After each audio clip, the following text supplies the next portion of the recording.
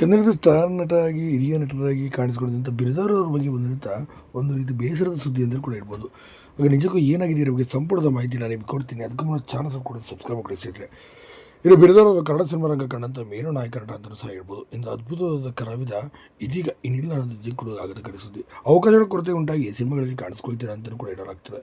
ಹೌದು, ಬಿರಾದಾರ್ ಅವರಿಗೆ ಈಗ 76 ವರ್ಷ ಆಗಿದೆ. ಕೆಲವೊಂದು ವಯಸ್ಸಿನ ಕಾರಣದಿಂದ ಕೂಡ ಬಳಲ್ತಿರುವಂಥ ಬಿರಾದಾರ್ ಅವರು ಹಾಸ್ಯ ನಟರಾಗಿ ಕೂಡ ಕಾಣಿಸಿಕೊಂಡಂಥ ಅದ್ಭುತ ನಟ. ಇಂದಿಗೂ ಕೂಡ ಬಡತನದಲ್ಲಿ ಜೀವನವನ್ನು ಸಾಗಿಸುವಂಥ ಮಹಾನ್ ನಟ ಅಂತಲೂ ಕೂಡ ಅವ್ರನ್ನ ಹೇಳ್ಬೋದು. ಹೌದು, ಅವರ ಕೈಲಾದಂಥ ಸಹಾಯವನ್ನು ಕೆಲವರಿಗೆ ಮಾಡಿಕೊಂಡು ಇಂದು ಜೀವನವನ್ನು ಸಾಗಿಸ್ತಿದ್ದಾರೆ ಅಂತ ಹೇಳ್ಬೋದು.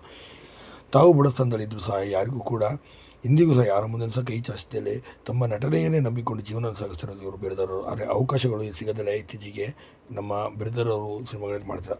ಕನ್ನಡದ ಹಿರಿಯ ಕಲಾವಿದರು, ಹಿರಿಯ ನಿರ್ದೇಶಕರು ಕೂಡ ಅವರಿಗೆ ಚಿತ್ರರಂಗದಲ್ಲಿ ಅವಕಾಶಗಳು ಕೊಡ್ತಿಲ್ಲ ಅಂತಲೂ ಸಹ ಹೇಳ್ಬೋದು.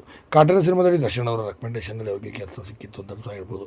ಆದರೂ ಕೂಡ ತುಂಬಾ ಅದ್ಭುತವಾದಂಥ ಅಭಿನಯ ಮಾಡಿದಂಥ ನಟ ಸುಮಾರು 5 ವರ್ಷಗಳಿಂದ ಯಾವ ಸಿನಿಮಾಗಳು ಕೂಡ ಅಭಿನಯ ಮಾಡ್ತಿಲ್ಲ. ಹಾಗೆ ಅವಕಾಶಗಳಿಲ್ಲದಲೇ ಇದ್ದಾರೆ ಅಂತ ಹೇಳ್ಬೋದು. ಹೀಗಾಗಿ ಇಂದು ನೆನಪಾಗಿ ಮಾತ್ರ ಉಳಿದಿದೆ.